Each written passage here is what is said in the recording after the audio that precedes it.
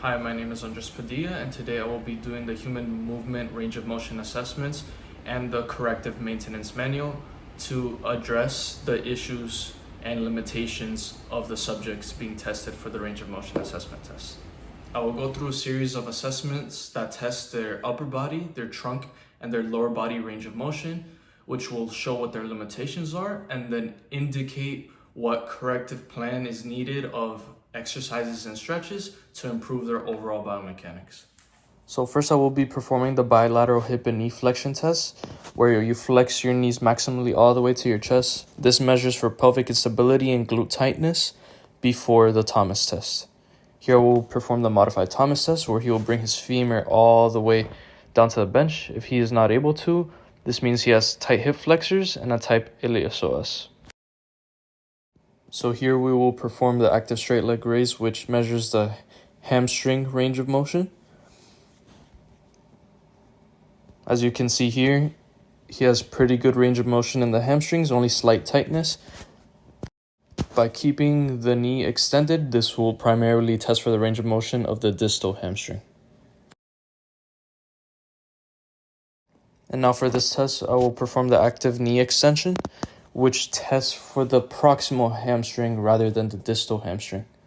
Based on both the qualitative and quantitative measures, he has moderate tightness in his hamstrings. Continuing with the hip, this is a hip abduction range of motion test, where the patient will abduct their leg about 30 degrees until there's tension felt on the contralateral leg. I will do the same for hip adduction as well to observe any limitations in the adductors or in the abductors such as the gluteus medius.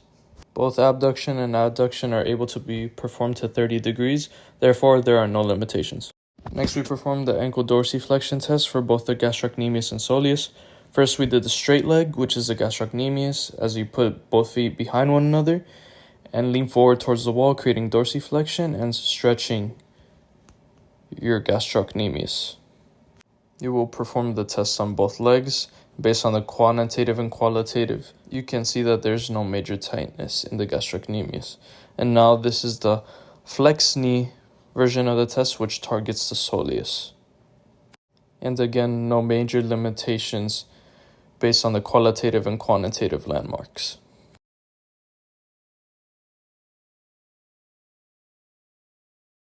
Next is the lower stability Y balance test, which we allowed in our procedures to put the foot back down to maintain better stability.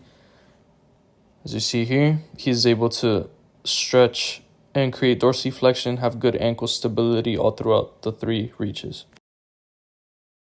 We'll perform this test on both legs.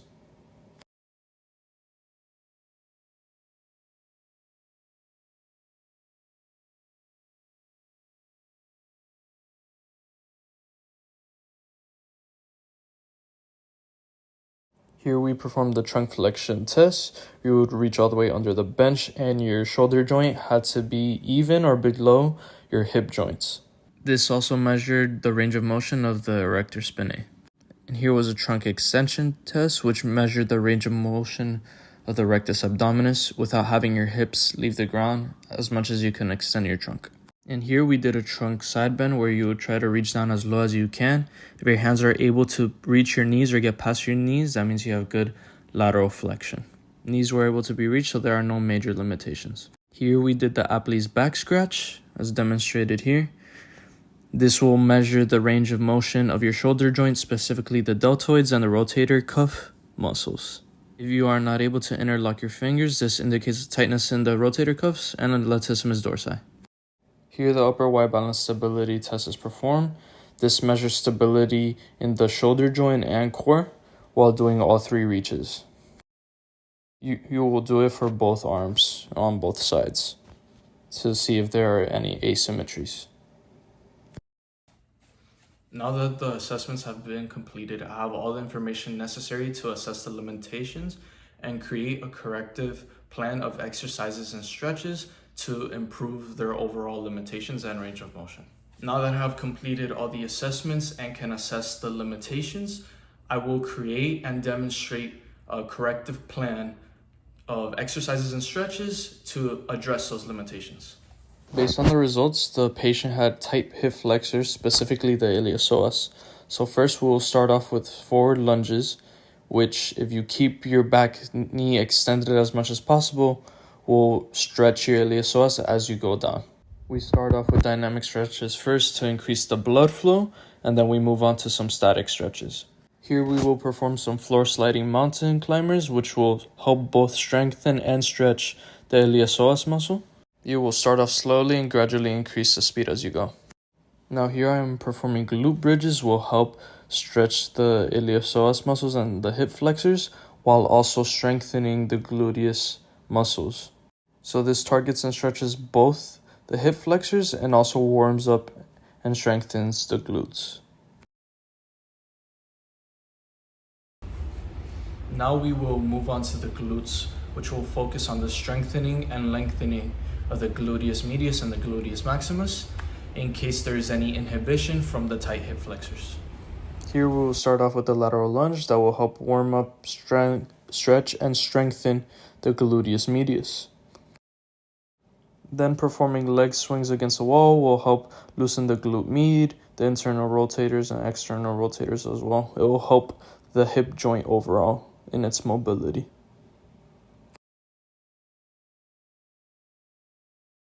Next, we will perform the pigeon pose, which will stretch the gluteus medius and the gluteus maximus.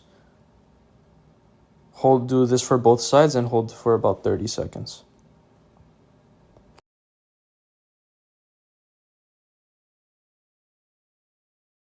Since there's prominent tightness and limitations in the hip joint, we'll perform another glute stretch, the standing figure 4 stretch, which will stretch the external rotators, the glute medius, and glute maximus as well. Hold each side for about 10 to 20 seconds. Now moving on to the hamstrings. Since there wasn't any major limitations detected during the assessments, this will be more to keep the hamstring loose and warm it up before performing other exercises. Here I'm performing monster walks, which puts the hamstring in full range of motion by taking these long strides. This is a great warm-up before you start doing any other exercises for hamstrings. Next, we will do a standing hamstring stretch where I'll put my leg and reach all the way down to my toes. This will help fully stretch your hamstring once you are already warmed up. Now the same applies for the soleus and gastrocnemius, where there is only moderate tightness. These exercises are more to prevent future tightness or injury and strengthen the soleus and gastrocnemius muscles to prevent any future injury like Achilles injury. Here I will be performing a type of lunge called sneaky lunges, where when you lunge forward, you will plantar flex your ankle. This will help strengthen the soleus muscle to prevent any Achilles injuries in the future. And here I am performing a wall calf stretch while leaning forward, putting my toe against the wall. This will primarily target the gastrocnemius since the knee is extended. This may also help in improving dorsiflexion and ankle range of motion.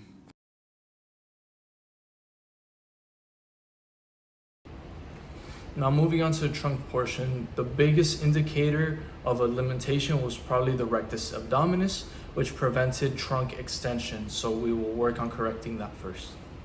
So we'll start with a standing overhead reach. While you extend your trunk all the way back, this will stretch your rectus abdominis muscle. Then we will move on to a cat-cow stretch, which will activate and stretch not only your abdominal muscles, but also your lower back muscles as well, such as the erector spinae. So it's a good exercise to cover both the anterior portion of your trunk, which aids in trunk extension, and your posterior trunk, which aids in trunk flexion. To aid in any possible minor trunk flexion limitations, we will perform a stretch on the erector spinae, which may also help lower back tightness. Here I will be performing Supermans, which is one of the best stretches and warm-ups to strengthen your lower back muscles, such as the erector spinae. It will also stretch the erector spinae by extending the trunk. Moving on to the upper body portion, we will address the tightness in the latissimus dorsi, which can prevent shoulder flexion, as well as tightness in the deltoids and the rotator cuff, which can prevent internal and external rotation.